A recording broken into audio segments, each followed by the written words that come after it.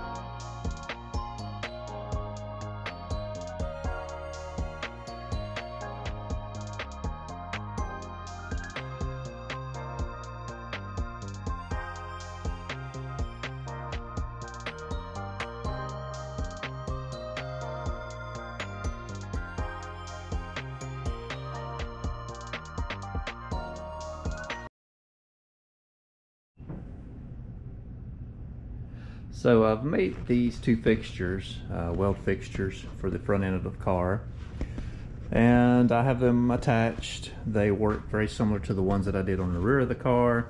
They're located in between the lower tubes, sitting on top of the lower tubes.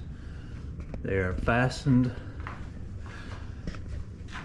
See it there, screwed down, fastened to the table, holds everything in place. The top of the fixtures is notched. So the upper tubes set in place, they are clamped up and down, and they will be ratchet strapped to pull them inward against the fixtures, hold everything in perfect alignment for welding. I have this tube sitting in place, getting ready to weld. The problem is I have run out of this wall thickness of tubing. I am missing one piece of tubing for this size. The tubing is ordered, it will be here in 2 more days. I will stop welding on this component, or working on this component for right now, and move on to something else. I have some tubing I need to add, some tubing and some braces for the frame that we welded previously. I have to add 2 vertical tubes, 1 on each of these front posts. I need to cut some caps to cap off this lower tubing. The cap will overlap this upper tubing maybe 1/4 to 1/2 of an inch, and weld in. All of that will be one big strong weld joint. And then I have to cut and weld on some gussets for strength here in this area. And I guess that's what we're going to do now. We're going to make these end caps and we're going to make these gussets. So let's get busy doing that.